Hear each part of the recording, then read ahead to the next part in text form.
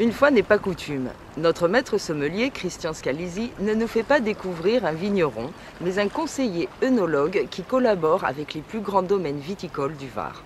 Bonjour Bénédicte, ami du vin, bonjour. Alors une fois n'est pas coutume, aujourd'hui ce n'est pas un vigneron en fait que nous sommes venus rencontrer, mais un œnologue conseil. On va aller à la rencontre de Richard Bertin qui a une société de conseil en œnologie depuis presque, je crois, une trentaine d'années. Donc c'est un petit peu, Richard est un peu l'imminence grise des vignerons, c'est la personne un peu de l'ombre, donc qui s'occupe de tout le côté technique, les analyses, etc. Mais j'allais dire un rôle très important de conseiller. C'est quelqu'un qui a une richesse culturelle autour du vin, sur les vins varois, sur les bandoles et sur les côtes de Provence. Donc, autour d'une discussion comme d'habitude très amicale, nous allons essayer un petit peu de découvrir l'univers des œnologues. Bonjour Richard, est-ce que tu peux nous présenter en quelques mots un petit peu ton métier, ce que tu fais auprès des vignerons, etc. Tout à fait. Moi, comme œnologue conseil, c'est un petit peu l'accompagnant des vignerons. On va dire qu'on a trois missions. La première, c'est effectivement de permettre aux vignerons de se situer dans l'environnement global, le vin étant un produit quand même assez subjectif. Le deuxième, peut-être un peu moins drôle, c'est d'être un analyste. Pour faire du vin aujourd'hui, il faut quand même utiliser pas mal d'outils techniques, et notamment le laboratoire d'analyse, qui est indispensable. Et la troisième, on est, alors ça c'est un peu plus pompeux, on va dire, on est un peu des nicheurs de cru, quoi. Dans quel sens?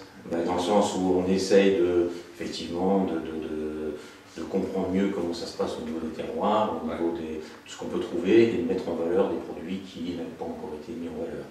Ouais, d'accord. Donc après, à travers ça, un conseil vraiment personnalisé, ce qui demande quand même une maîtrise du terroir, parce qu'il y a effectivement, comme tu dis, tout le côté technique. Donc là, à ce moment-là, les vignerons font appel à toi pour ce qui est analyse technique au niveau du raisin, au niveau des vinifs, etc.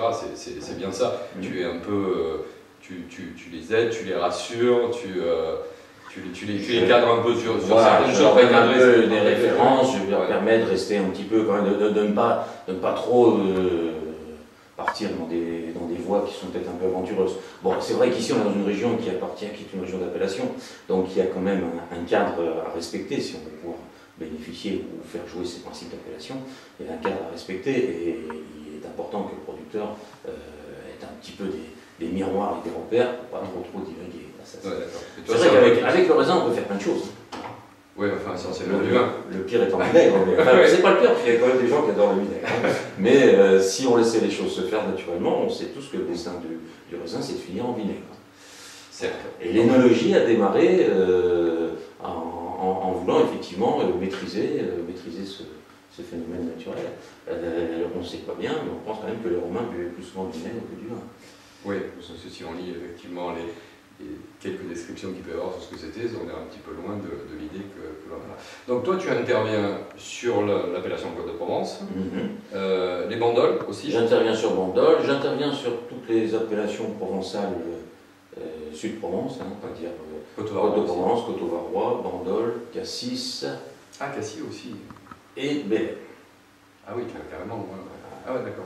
Combien tu as de domaines en total, je suis pas tout seul, j'ai un collaborateur qui fait aussi le même boulot. Tous les deux, on suit 45 domaines. Ouais, c'est pas mal. Donc effectivement, ça demande une grosse connaissance, pas que technique, parce que si on s'en tire en technique, c'est peut-être un peu réducteur, mais ça demande vraiment une vraie connaissance du terroir, une vraie connaissance de la géologie.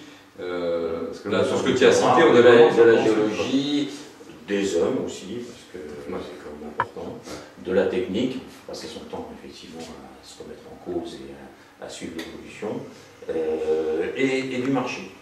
Et du marché, parce qu'on fait des vins d'appellation, mais on fait aussi des vins qui doivent se vendre, qui doivent convenir aux consommateurs, et il y a une vraie question à poser, une vraie remise en cause à faire par rapport à ça. Surtout dans notre région, peut-être quand même. Surtout dans notre même région. Si on a une identité, je te vois venir. Pas du tout. Non. Mais même si y a une vraie ligne de conduite, j'allais dire à travers les appellations méridionales, mais on est en train. Moi, j'ai l'impression que la Provence, dans son ensemble, est en train un peu d'asseoir son savoir-faire, d'asseoir sa notoriété aussi. Son image, sa notoriété, son savoir-faire et son style. Parce que bon, on parle du rosé, là, bien sûr, hein, puisque c'est le produit qui est le plus connu au travers de la Provence. Et c'est vrai qu'aujourd'hui, par rapport à il y a 25 ans, on a vraiment donné une personnalité reconnaissable du rosé, ce qui n'était pas le cas, effectivement, antérieurement. Oui, il y a 25 ans, quand on a commencé, parce qu'on a commencé en même temps, on était... Mais c'est vrai que la référence des rosés, c'était pas forcément la Provence. Quand on parlait d'un grand rosé, on parlait d'un Tavel rosé, on parlait de ces appellations-là. Et l'image du rosé n'était pas très favorable, n'était pas très positive. Non. Quand on parlait des grands rosés, on parlait de Tavel, on parlait, oui, sur avec le recul, c'était pas très bon. Hein. Et puis le rosé, c'était pas considéré comme du vin. Même en tant qu'œnologue, ça n'a pas toujours été facile, parce que quand je débarquais dans d'autres endroits en France et à l'étranger, dire que je vinifiais dans le rosé, bon, on faisait un peu deuxième division, quoi. Hein. Amateur. Bon, et puis aujourd'hui... Ça a changé, ça. Aujourd'hui, ça a beaucoup changé. Ça a changé dans l'image des consommateurs, ça a changé dans l'image en général. Mais si tu devais faire sans trop... Alors je ne veux pas parler de Bandol, là, ma question ne va pas sur le Bandol parce qu'il y a une identité qui est un petit peu différente, mais sur la Provence, depuis 25 ans, qu'est-ce qui a fait que ça a changé comme ça en fait? Tu as vu les choses venir. Qu'est-ce qui a fait qu'on est parti de vins finalement très médiocres et relativement pas forcément toujours bien vinifiés à des choses aujourd'hui qui sont très pointues, qui sont toujours bien soignés, et des bons vins, quoi. Voilà, il y a deux choses. Bon, la première, c'est que l'origine du rosé, en fait, c'est une origine très simple. On rentrait historiquement, bon, il ne faut pas oublier que la Provence, il y a 50 ans, c'était une région de vin de table. On rentrait, par exemple, de Cassis, il se fâcherait, puisque c'est une appellation qui date de 1941. Cassis, c'était la première. Bon, mais sinon, c'est une région de vin de table, on rentrait des raisins dans les cuves, et pour faire de la place, on tirait du jus au fur et à mesure. Et c'est ce jus clair qui fermentait à part, qui a créé le rosé. Mais on ne se posait pas trop de questions sur la qualité de ce produit. Historiquement, le rosé, on le connaît depuis quand, voilà? Ah oui, c'est très vieux, puisqu'en fait, le fait de presser très rapidement, ça fait du rosé. Donc il semble, au travers de toutes les recherches, enfin de toutes les trouvailles archéologiques, il semble effectivement que le rosé soit un vin très ancien dans les pratiques du temps des Romains. On faisait plus facilement du rosé que du rouge. Parce qu'en fait, on pressait avant de faire fermenter. Donc obligatoirement, ça donnait du rosé. Bon, après, il y a 50 ans, c'était du rouge qu'on vinifiait en France, essentiellement. Bon, le rosé a toujours été le petit dernier en volume. Bon, en fait, l'éclat du rosé, on va dire, ou la renaissance du rosé, c'est quoi? C'est la prise en compte ou la prise de conscience de cette dégustation, de cette finesse. On se rapproche un peu des vins... on va dire, c'est peut-être un peu pompeux, mais on se rapproche des champagnes comme type de produit. Quelque chose de plus fin, quelque chose de plus tendre, et qui n'a pas cette complexité, mais qui n'a pas non plus cette agressivité, voire cette austérité que pourrait avoir le rouge dans son approche. Alors c'est sûr que les rosés d'il y a 20 ans, ils n'étaient pas toujours plaisants, ils étaient des fois un peu oxydés, ils étaient des fois un peu vineux. Bon, et puis c'était des rouges un peu dépouillés, quoi. Voilà, aujourd'hui c'est un peu l'inverse. Avec des tanins, pas toujours bien. Aujourd'hui, il y a un certain nombre d'acteurs dans la région qui ont vraiment été sensibles à la finesse. Et je crois que les adjectifs les plus pertinents pour qualifier les rosés, ça reste quand même finesse et élégance. Voilà. Sur l'équilibre, l'harmonie, etc. Mais finesse et élégance. Et donc il y a un certain nombre d'acteurs qui ont été très sensibles à ça dans la région, à tous les niveaux, que ce soit chez les producteurs, chez les œnologues, chez les professionnels de l'organisation syndicale, et qui ont poussé dans ce sens. Et chez les consommateurs. Et chez les consommateurs, et chez les sommeliers aussi, parce que vous avez accompagné. Voilà. Et bon, en 25 ans, il y a eu de gros progrès de fait. Alors il y a des progrès sur la qualité du produit par rapport à cette recherche, il fallait le voir, hein, ce produit, et il y a des progrès aussi sur la cohésion de la profession. C'est-à-dire que l'ensemble de la filière, finalement, marche plutôt dans le même sens, et on aboutit aujourd'hui, ce qui n'était pas le cas il y a 10 ou 15 ans, à une assez grande homogénéité dans le produit rosé, tout en ayant des diversités, qu'elles soient au travers des sous-régionales, donc ces fameux terroirs qu'on est en train de délimiter, Sainte-Victoire, La Lande, Fréjus, Pierrefeu, etc., qu'elles soient dans la patte de chacun, mais au fond, il y a un style. Hein. Il y a un style, il y a un style qu'on ne retrouve pas dans d'autres régions viticoles.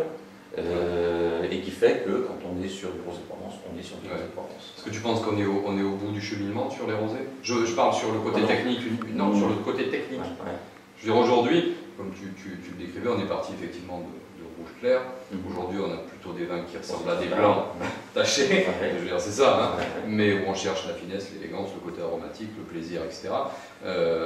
Enfin, moi, qui suis un peu au bout de la chaîne, j'ai l'impression que dès que tu déroges de ça, c'est-à-dire si tu n'as pas un rosé avec un visuel très agréable, un visuel très accrocheur, et puis ce côté plaisir, ça devient très compliqué pour le vigneron pour arriver à vendre ses vins. C'est un peu... voilà, c'est certain qu'il y a deux marchés. Il y a un marché, on va dire, assez global sur un produit très standard qui est un marché de routine, hein, de comportement facile. Et puis il y a un marché un petit peu plus restreint et plus délicat à aborder, qui est un marché de curiosité et de recherche. Et là, si le rosé offre des opportunités quand même. Non, je ne dis pas qu'il n'offre pas des opportunités, mais comme on disait tout à l'heure, comme la finalité c'est quand même de vendre son vin et de séduire aussi le consommateur. Bon, moi je veux bien qu'on fasse des essais originaux avec des rosés passés en barrique ou des rosés un petit peu plus foncés, qu'on fasse des accords mais vins inattendus, des choses comme ça. Bon, je suis pas persuadé. Voilà. Ma question elle était le rosé auprès des professionnels, et même auprès des vignerons, on a l'impression que on essaie de lui trouver une place au même niveau que les blancs et que les rouges. Ce qui à mon sens n'est pas le cas, puisque il se boit dans un registre très différent. Donc quand je disais qu'effectivement, est-ce qu'on est au bout du processus? Regarde, les champagnes, ils sont arrivés à un bout de processus, et puis depuis, ils n'en dérogent pas, parce que le vin et le produit est au point. Mais je pense que le rosé l'est aujourd'hui, non? Le tout, c'est de conforter son image. Non, on est au bout du processus, je dirais, dans cette maturité du produit dans sa présentation. On n'a pas fini, les champagnes aussi le font, on n'a pas fini de chercher encore des différences, des éléments de caractérisation qui font que quelque part... Lui donner une petite identité supplémentaire. Si, le plaisir du vin, ça reste, et la curiosité du vin, ça reste quand même un peu l'élément moteur du produit. Si demain on fait tous le même rosé, on va basculer dans une monotonie préjudiciable avec, je ne suis pas sûr que le consommateur nous suive systématiquement, et on risque d'ici 10 ans de voir le marché du rosé basculer. Par contre, si on crée effectivement de la communication, de l'attrait, des produits différents, une hiérarchisation, une satisfaction pour ceux qui ont la curiosité culturelle du produit, on va maintenir une attractivité. Ça, j'en suis convaincu. Avec une identité. Oui, le truc, c'est effectivement, c'est de ne pas tomber, surtout effectivement, de ne pas tomber dans le process unique chez tout le monde, où effectivement on aura toujours le même vin, ou que ce soit bon. Là, ça serait un petit peu le danger, un danger qui est déjà dans bon, c'est vrai que quand deux productions sont différentes, la perception de la différence n'est peut-être pas aussi évidente sur du rosé que sur du rouge. Je dis par là, oui, dans les rouges, le producteur de marque. Dans les rosés, il y a des marques et deux marques, et la perception n'est pas si évidente. Il n'empêche que quand même, cette différence, elle est sensible, elle est perçue, et je crois qu'il faut maintenir cette diversité. L'appellation, c'est fait pour faire un produit que tout le monde retrouve, mais la diversité dans la production, ça reste, à mon avis, l'élément moteur de l'intérêt. D'accord. Comment tu situes toi l'image du rosé aujourd'hui, grand public? Avec l'expérience. Avec l'expérience, je crois que les gens ils le perçoivent surtout comme un vin où les gens ne se prennent pas la tête. Un vin où les gens se font plaisir. Ils ne sont pas mis en cause par rapport à eux-mêmes. Ils prennent du plaisir sans se dire est-ce que je sais déguster, est-ce que je suis aussi bon que celui qui est en face de moi et qui me propose cette bouteille. Voilà, c'est un vin qui rassure, c'est un vin qui satisfait, bon, qui a quand même aussi des réjouissances gustatives, ah oui, non, c'était certaines, mais voilà, qui met les gens en confiance. Et puis il a un côté festif, hein, c'est un vin de fête. On est bien d'accord. Est-ce que tu ne trouves pas que des fois ça les dérange un peu, que ce soit les vignerons ou certains grands amateurs de vin, le fait que le rosé soit effectivement dans une catégorie, on boit un grand rouge, on boit un grand blanc, mais t'entends personne dire je bois un grand rosé, tu vois, c'est assez curieux. Pourtant, effectivement, le rosé, sa véritable place, c'est ça, c'est la convivialité. Ben oui, voilà, c'est pour ça qu'on dit moins. Il n'y a pas un complexe. J'ai bien un complexe ici quand même. Il n'y a pas un complexe de la part des vignerons par rapport à ça. Ouais, par rapport à ça, faire du rosé. Non, je pense pas. Je pense que chacun trouve sa place quand même. Parce qu'un vigneron arrive à acquérir une notoriété à travers des rouges, à travers des blancs. Ouais. Et bien on a l'impression que. Je parle pour les vignerons, hein, parce que j'allais dire sur le côté des professionnels, nous on est moins sensibles à ça. Je veux dire, si quelqu'un qui fait un grand rosé, c'est pas un souci quoi. Mais je veux dire, on arrive à le déterminer. Mais j'ai l'impression que les vignerons ont un petit peu plus de mal à s'affirmer par rapport à ça. Voilà. On s'affirme plus par les rouges. Oui, c'est certain. D'ailleurs, bon, tous les vignerons, comme par exemple ici, ont une production qui n'est pas que rosée. Hein, donc il y a quand même. Ici, on est à la Tour des Vilos à Pierrefeu. Ouais. Belle propriété, magnifique, qui travaille en biodynamie, ce qui est quand même assez rare, ça aussi, qui fait des vins avec une vraie identité et effectivement qui fait beaucoup de rouge. Oui, ici c'est peut-être un petit peu pour ça que je voulais sortir un peu. J'ai appris le contre. Voilà, je voulais sortir un petit peu des classiques de la Provence pour venir voir un peu ce qui se faisait dans d'autres productions. Donc ici, autour des vidéos, on fait essentiellement 80% de rouge et 20% de rosé blanc. C'est l'inverse absolu. Parce que cette année, sur 2011, j'ai entendu quelques chiffres, on est à 90% de rosé, je crois, sur l'appellation. Oui, entre 85 et 30. J'ai pas les chiffres exacts, honnêtement, j'ai pas les chiffres. J'ai entendu autour de 90. Et c'est la continuité de. Alors ils font du rosé tous, mais ils rêvent tous de faire des rouges en fait. Alors non, ce qu'il faut savoir, c'est que dans l'ensemble de la production provençale, celle qui reste, je dirais, dans les mains de la vente directe, c'est-à-dire le producteur directement au consommateur, et les mineurs. C'est, bon, je ne suis pas un statisticien économique, mais on va dire que c'est de l'ordre de moins de 1 tiers de la production.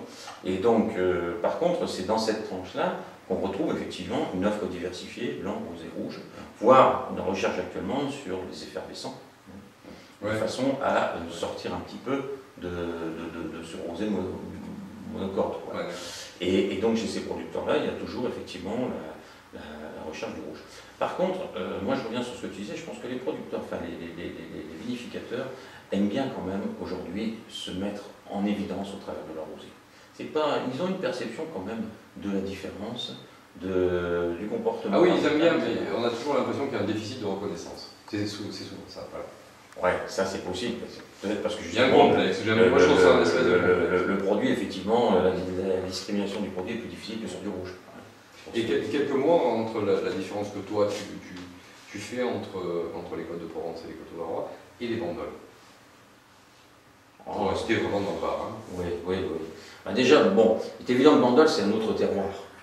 C'est-à-dire que même si aujourd'hui ils sont portés à faire beaucoup de rosé et les faire aussi très pâles, on voit que le grain et l'expression de bouche d'un Bandol est différente d'un Côte de Provence. Oui. Techniquement, ils peuvent se rapprocher les uns des autres, mais il y a quand même cet effet de terroir. On pique ses pages, puisque le Bandol aujourd'hui, le Mourvèdre les vente quasiment à. Comme ils ont planté beaucoup de Mourvèdre et qu'ils ont diminué la production en rouge, on va dire que le Mourvèdre rentre quasiment 50% dans les rosés aujourd'hui en Bandol. Donc obligatoirement, on est sur une différence. Côte de Provence, Coteaux-Varois, la différence, elle est terroir-climat, elle existe aussi, c'est évident, sinon on ne va pas séparer. Les Coteaux-Varois sont des vins un petit peu plus vifs, un peu plus tendus, un peu plus froids, alors que les Côtes de Provence ont un petit peu plus d'onctuosité, de rondeur. Ceci étant, il y a autant de différences au sein des Côtes de Provence qu'il y en a entre les Côtes de Provence et les Coteaux-Varois. C'est Sainte-Victoire et les zones schisteuses et les zones acides autour du Mort, on a quand même des différences assez importantes. On va goûter un peu, hein. On discutera mieux comme ça. Tu pourras. Donc là, Tour des Vidos, cuvée Sainte-Madeleine. C'est 2011. 2010 Ouais. Si on regarde encore un peu de. Ça tient quand même chez nous. Ouais. Et t'as de l'acidité quand même. Un millésime qui est sur l'acidité. Mais si, il y a un terroir qui est certainement déjà beaucoup plus froid que sur. J'allais dire sur le vrai littoral de la Lande, non? En été, c'est plus chaud, mais actuellement, c'est. Peut-être pas si froid. C'est froid l'hiver. C'est froid l'hiver, par contre l'été tu as des effets le contraire, de four et de chaleur qui font que. C'est quoi l'encépagement? C'est 30% clairette, 30% du blanc, et 40% du rôle. Et les Clairette Uni blancs sont plantés en 1934. Ah oui. C'est vraiment les vieilles vignes. L'élevage des blancs, l'élevage en cuve ou... En cuve inox. Alors, pourquoi un vigneron fait appel à quelqu'un comme toi? Moi, je pense qu'il y a plusieurs raisons. Enfin, À part parmi les raisons majeures, il y en a deux. souriant. Il y en a deux qui dominent. C'est d'abord qu'effectivement, le vigneron a besoin d'avoir l'avis de quelqu'un en qui il a confiance et qui connaît la filière et l'environnement pour pouvoir prendre ses bonnes décisions. Donc c'est vraiment le rôle du consultant.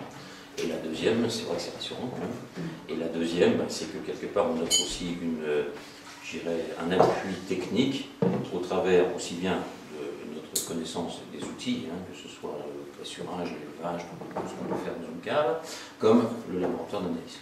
Le laboratoire d'analyse est quand même un élément aussi important de notre intervention. À mon niveau, je considère que l'analyse occupe, on va dire, 40% du temps et des moyens mis en œuvre dans la relation qu'on entretient. Mais selon les producteurs, il y en a qui c'est plus important. Et il y en a d'autres qui moins important. Les 60% qui restent. Les 60% qui restent, c'est essentiellement dégustation, accompagnement pendant... bon, c'est un métier saisonnier, enfin saisonnier, non, maintenant c'est toute l'année qu'on travaille. Mais disons qu'il y a une période très, très forte des vendanges où on est en permanence dans les caves. Une cave comme ici, Paul me voit pas tous les jours, un jour sur deux quand on se croise. D'accord, oui. Oui, parce que de toute façon, pendant la période des vendanges, il y a quand même... tous les jours sont déterminants en fait. La date des vendanges, la rentrée des vendanges, exactement le travail, qu'est-ce qu'on fait, effectivement. Donc il y a quand même ce... Alors c'est sûr que plus les structures vont être petites, plus elles vont avoir besoin effectivement d'un accompagnement. Les grosses structures ont leur propre système technique. Nous on est des techniciens à façon. Oui, bien sûr, effectivement. Ouais. Sinon, juste un petit mot sur les blancs. Là, on est sur un blanc 2010.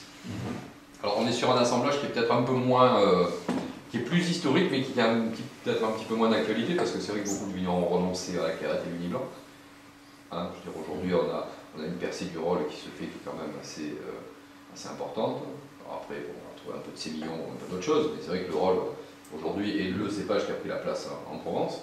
Mais la Clairette et l'Uni donnent peut-être une structure et une acidité un tout petit peu différente, qui permet peut-être de les garder un petit peu plus, quoi.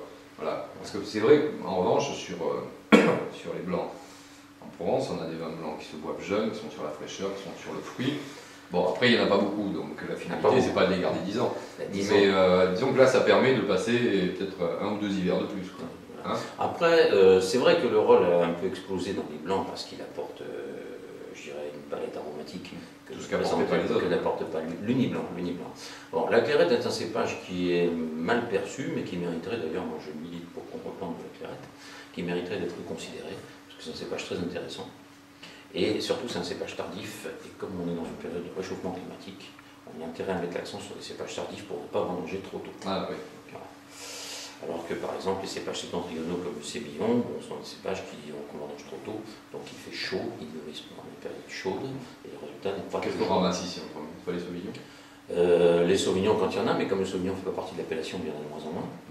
Le Chardonnay en premier. Le premier c'est le Chardonnay, mais c'est pareil, c'est un vin de pays. C'est lourd, c'est pas...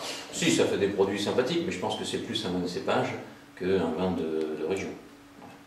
C'est cultivé pour ça. Ouais, le Chardonnay, c'est en Bourgogne, je veux dire, c'est pas par hasard, quoi. Oui, il marche très bien quand même du côté de Limoux. Oui, Limoux, on a des jolies choses. Il le vinifie bien, voilà. Moi je dirais qu'il le vinifie bien, il le transforme bien.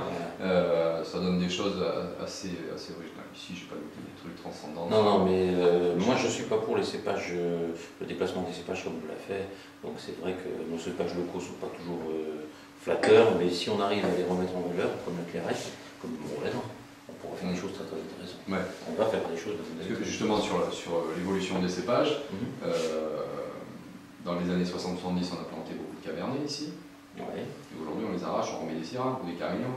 Ou du Mourvèdre. Ouais, ou du Mourvèdre, ouais, évidemment. Ouais. Oui, mais c'est vrai, c'est vrai. Alors il y a aussi, bon, le Cabernet est arrivé ici, on va dire, avec les Bordelais au début du siècle dernier. Je ne sais pas qui nous avait envahi. Et quelques Bordelais qui avaient quand même investi en Provence à l'époque, hein, donc il faut remonter à plus de 100 ans. Et c'est eux qui ont implanté le Cabernet. Il est resté de façon un peu historique. Lui aussi, il souffre du changement climatique. Moi, je me rends compte qu'aujourd'hui, finalement, il y a beaucoup de gens qui se rendent compte que le Cabernet n'apporte pas grand-chose et qu'il mûrit mal parce qu'il n'aime pas les excès de chaleur. Donc, on se repasse sur des cépages type Syrah, Mourvèdre, Grenache, Carignan. On revient à ce que faisaient nos anciens. Voilà. Si ce n'est que le Carignan est un petit peu décrié, quand même, ce qui est dommage. Ah, un peu moins, quand même. Hein. Enfin, peut-être toi qui es dedans, moi qui vois peut-être un petit peu plus à l'extérieur, le Carignan a perdu une bonne partie des casseroles qu'il avait, je trouve. Mais et il donne de toute façon, il donne des choses très bien parce que quand on l'a dans le verre, force est de constater que c'est bon, quoi. Il y a une identité, c'est un cépage méridional, pas trop. Enfin, je veux dire, c'est pas forcément de déséquilibre dans ces vins. Il y a une vraie identité. Voilà. Alors c'est vrai. La seule chose, c'est que ce qui se passe aujourd'hui, c'est qu'on ne présente en Carignan que des cuvées dont on sait que l'origine est bonne. À savoir que les Carignans avant on en avait beaucoup. Mais une partie n'était pas bonne, une grosse partie n'était pas bonne, c'était les Carignans de la plaine qui produisaient beaucoup sur des clones et des plantations favorables. Ça, on ne les voit plus. Donc ce que tu dégustes en Carignan en rouge, aujourd'hui, ce sont déjà des sélections, c'est-à-dire que le vigneron a fait son travail, voilà. Et du coup, on déguste de très bons Carignans. Ça, je suis d'accord avec toi. Joli rosé. Là, on est sur... aussi. Toujours 2010. Toujours des Mélis aussi. Ouais. Moi, j'ai des rosés qui sont très fermés, minimum 6-7 mois. Ouais. Il a fallu un peu de temps pour se faire. Quoi. Ouais. En plus, il y a la Syrah de l'or, il a dit qu'on savait la Syrah. Ouais. La Syrah, c'est des parents assez schistes, c'est vraiment longtemps, très fermé au niveau des fruits. Le 2011, ça va s'ouvrir fin mai, début juin. C'est un prouve qu'ils sont tellement ouverts déjà maintenant. Et ils ont du mal à oui, de plus en plus. Ouais. Ben, on l'a vu sur 2010, hein, on avait des rosés qui ne se sont pas livrés tout de suite, qui se sont livrés un petit peu plus tard. Et alors, on en a qui sont venus tout de suite, mais le problème c'est qu'ils ont tenu 4 mois. Quoi. Quand on est arrivé en début d'été, on avait des rosés qui étaient fanés, qui étaient vraiment à bout de souffle. Alors, bon, le millésime y était pour beaucoup, la chaleur, le déséquilibre, enfin tout ce qu'on veut. Quoi. Mais c'est vrai qu'il faut faire un petit peu attention. Mais il y a eu beaucoup de rosés qui ne flattaient pas effectivement au printemps dernier et qui ont très bien tenu en 2010. Moi j'en vois encore actuellement. Mais c'est une petite partie quand même. Alors, qui ont donné effectivement des choses magnifiques. Moi j'ai beaucoup aimé 2009. J'ai trouvé que ça a été des bons vins, ça a été des bons vins dans le temps. J'en ai encore goûté la semaine dernière. On a des 2009 qui sont absolument remarquables. Ils ne sont pas du tout abîmés par le temps. Voilà. Alors là, c'est vrai qu'on est dans le registre de couleurs. On est sur des couleurs très brillantes, avec un côté saumonné assez éclatant. Alors le nez, c'est... on n'est pas dans le... Vous voyez, quand on cherche un peu l'identité, là, il y a le côté épice, il y a le côté un petit peu confit, mais sans lourdeur. Ça reste fin, ça reste élégant. Petite note d'orange confite là. Voilà, on a le côté plaisir, on a le côté élégant, mais derrière on a une vraie complexité. Quoi. Voilà. Une note avec la tenue en bouche, une acidité qui rafraîchit et qui sort bien. Alors ici vous avez la particularité de travailler en biodynamie, qui est parce que le bio est très très à la mode, hein, mais on le met un petit peu à toutes les sauces. Mais alors autant je ne suis pas un grand fan de la culture bio, de la communication qui se fait autour des vins bio, autant je trouve la biodynamie, je trouve que c'est vraiment l'aboutissement des choses. Quoi.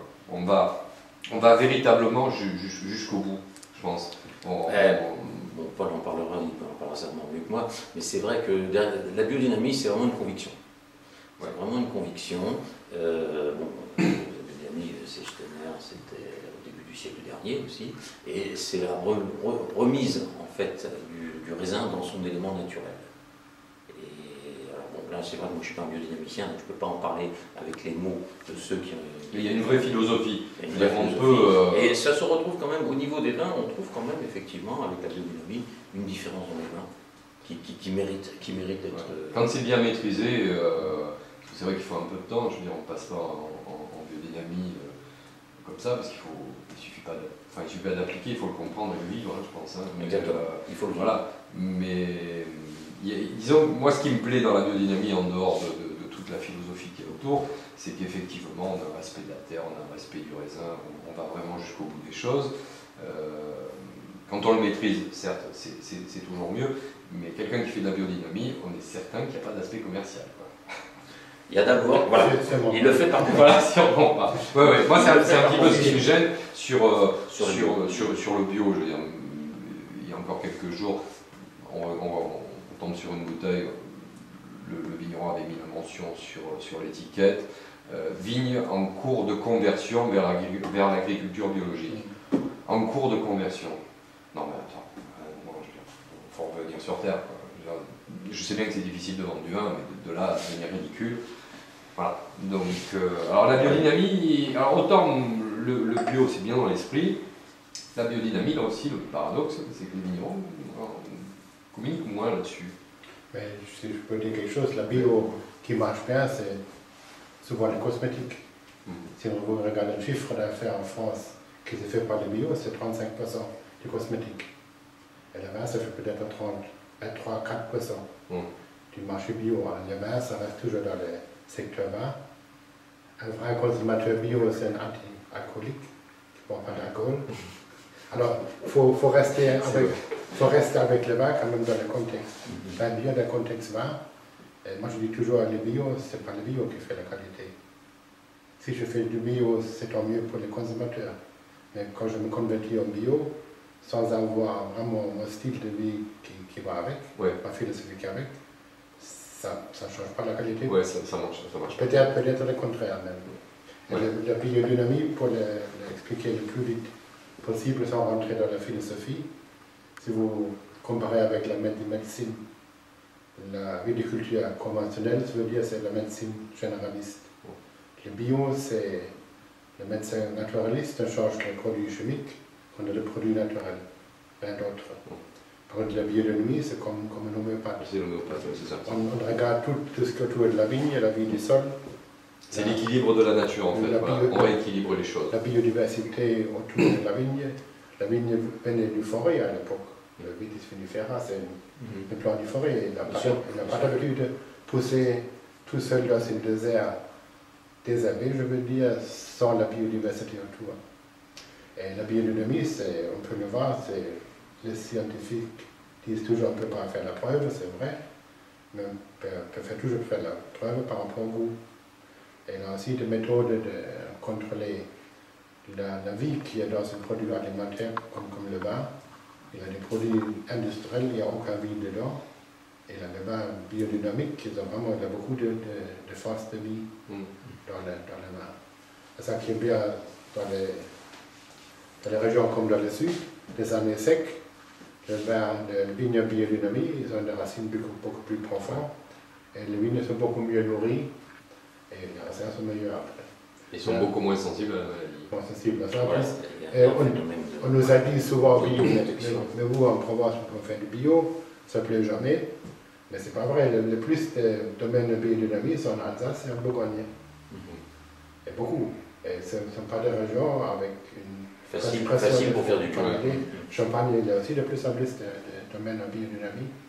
Il y en a beaucoup quand même, qui ont tendance à tendre vers la biodynamie. C'est quelque chose qui... C'est la différence avec le bio. La biodynamie, c'est une conviction. Au moins, il n'y a pas de tromperie, parce que la personne qui fait de la biodynamie, elle a vraiment décidé de rentrer dans la philosophie.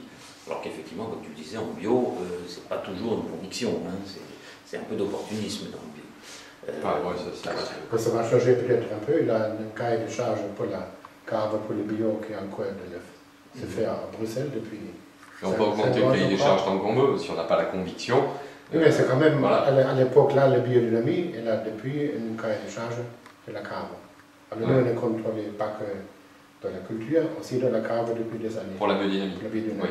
Chose que vous n'avez pas pour la culture bio, je crois. Pour le bio traditionnellement. Le bio actuellement, c'est marqué vin issu des raisins en agriculture bio. Alors dans la cave, on pouvait pas tout faire, mais on a beaucoup plus de marge que dans la biodynamie ou dans il n'a pas que de vin biodynamique qui ont une très bonne qualité.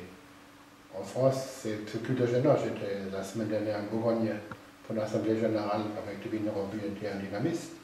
Et on a parlé avec le vigneron qui ne marque pas sur les bouteilles parce que c'est un grand cru Louis Saint-Georges. Il a dit les gens, quand je dis je veux un biodynamie, ils ne viennent plus. Ouais, c'est ça. Alors, Il y a le côté un peu ésotérique qui dérange un peu les gens, ça fait un peu illuminé. Ouais. Moi j'ai fait un cours il n'y a pas longtemps sur la biodynamie, c'est vrai que j'ai eu du mal à faire passer le message. Enfin, il n'y a pas de message particulier, mais bon, j'ai une partie des gens qui ont été carrément réfractaires. Ah ouais, Les gens très cartésiens, c'est un truc qui les dépasse complètement. Alors ils acceptent le bio, mais pas la biodynamie. ça dépend des vignerons.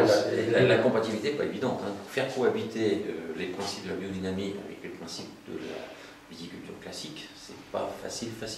Si tu es en biodynamie, tu dois respecter effectivement son nombre de règles. Et tu peux pas. Mais tu vas jusqu'au bout des choses, c'est ça qui est bien. On va goûter les rouges. Ouais. Rouge 2008, cuvée Farnoux. Qu'est-ce que tu disais sur l'encépagement? Le cuvée Farnoux, c'est le fleuron de la propriété, c'est essentiellement des vieilles syrahs qui ont des très petits rendements, en plus ce sont des syrahs totaux, dans un système qui a été taluté de façon, il y a tellement de pentes que ça n'est pas des... C'est deux rangs de vignes, un chemin, on passe à l'étage au-dessus, deux rangs de vignes, donc tu es sur une espèce de labyrinthe bordé de rangs de vignes. C'est vraiment, quand tu passes ici au mois de mai-juin, c'est absolument merveilleux, parce que tu as l'impression de faire un jardin. C'est comme un jardin. Et bon, ces syrahs ont des rendements très faibles, elles tournent entre 15 et 25 hecto-hectares. Bon, du coup... c'est amusant parce que il y a peut-être 40 ou 50 ans, on était un pays qui produisait du vin en très grosse quantité. Et j'ai quand même un peu l'impression que c'est peut-être une des régions aujourd'hui où les vignerons se servent de plus en plus les rendements, quoi. On a des rendements qui sont extrêmement bas, qu'on ne voit pas forcément partout ailleurs. Non. Des 20-25 hecto-hectares en France, ça ne se bouscule pas, hein, quand même. Non. Et quand même, ici, c'est quand même assez courant, sur des parcelles de vieilles vignes. Il ne faut pas oublier quand même que plus on va en zone méditerranéenne, ou en zone chaude, plus les rendements baissent. C'est naturel. T'as moins d'eau.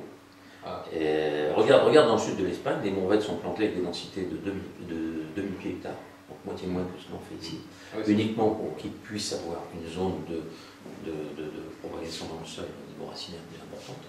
Et donc du coup, avec 2000 pieds hectares ou 4000, tu te retrouves avec des rendements très faibles. Si tu ne veux pas changer tes... Voilà. Après, voilà, il faut adapter. Quand tu parles de 2000, la moyenne par exemple à Bordeaux est à 7-8 000. Oui, voilà. On tourne sur les régions septentrionales, en Champagne on est à 10 000, en Bourgogne on est à 8 000, en Bordelais entre 6 et 8 000. À Châteauneuf ils sont à 4 000. 4 000. Toutes les zones méditerranéennes, la moyenne, le standard c'est 4 000. Essentiellement pour un problème de résistance à la sécheresse. En augmentant la densité, on fragilise la vigueur, on fragilise le plan. Voilà.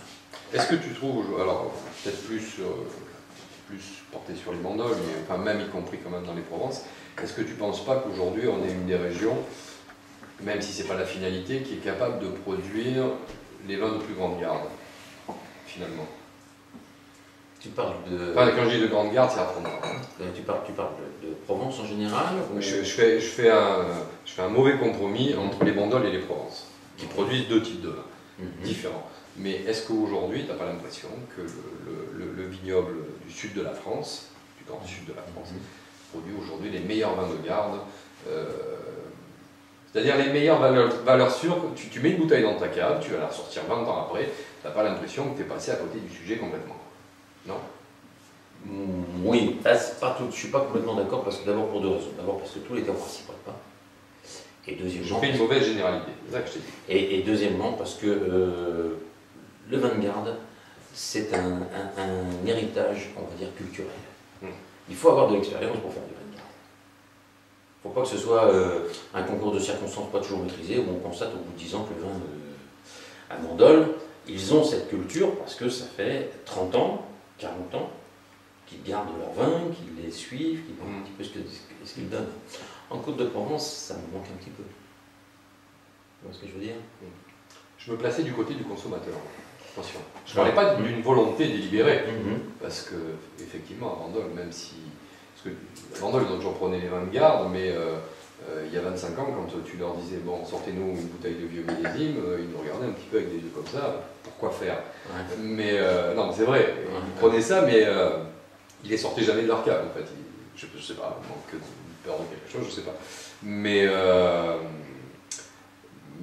je trouve pour le consommateur, la possibilité de mettre des vins méridionaux en cave, voilà, c'était ça un peu ma théorie, c'est que quand tu le ressors au bout de 20 ans, tu n'as pas de mauvaise surprise, et quand tu le bois durant ces 20 ans, tu n'as pas non plus de mauvaise surprise. Chose que, en ayant un peu d'expérience, chose que si tu remplis ta cave d'autres vins provenant d'autres régions, tu n'as pas toujours que des bonnes surprises, quoi, notamment sur certains grands vignobles français où Oui, bah, disons si on peut le voir comme ça, mais il faut quand même que la bouteille que tu mets en cave ait été vinifiée pour sortir comme ça. C'est quand même pas. Moi, je pense que c'est quand même pas un geste systématique. Il faut quand même. Bien que prudent. Oui, bien que faire vieillir du vin et produire des vins de garde n'est pas une finalité, parce que la finalité... On a des fois de très agréables surprises, comme tu veux dire, j'en ai quelques-unes qui m'ont moi aussi, je ne m'attendais pas à ça, mais de là à dire, ne vous posez pas de questions quand vous prenez un rouge, je pense, vous le mettez dans la cave, vous oubliez 10 ans, vous verrez, il sera encore bon, je n'irai pas jusque-là quand même. Oh si, moi oui. Non. Je suis pas inquiet. Alors, en plus sur 10 ans, aujourd'hui, c'est rien du tout, quoi. Mais ça voudrait dire qu'on boit des 2000, tu as très peu de 2000 en Provence, enfin de 99, 2000, 2001, 10 ans, très peu de Provence qui sont quand même fatigués. Sauf sur des vins de cuvée très modestes qui sont vraiment destinés à boire très jeune. Merci Richard, c'était un plaisir de discuter avec toi, une fois de plus. Alors là, d'habitude, j'indique toujours... Tu peux dire une fois de plus, parce qu'on a quand même eu moult fois l'occasion d'échanger. Exactement. Alors d'habitude, je donne toujours l'indication de savoir où on peut retrouver la personne avec qui je passe un moment. Toi, ça ne va pas être possible, puisque toi, tu œuvres uniquement dans l'ombre. En revanche, on veut venir à la Tour des Vidos goûter, ça c'est une super idée. Alors, en venant de Toulon, on traverse Pierrefeu, puis après on suit l'excellent fléchage qui a été mis en place par le conseil général, ouais, parce que ça y est, maintenant, enfin on ne se perd plus en venant dans les domaines. Donc venez rendre visite à la Tour des Vidos pour goûter ces rouges, parce que c'est vrai qu'il fait beaucoup de rouges, et il fait très bien, mais aussi quand même les roses et les blancs, parce que ça mérite beaucoup d'attention. Merci. Voilà, c'est terminé pour ce mois de février. Je vous donne donc rendez-vous maintenant au mois de mars. Au revoir.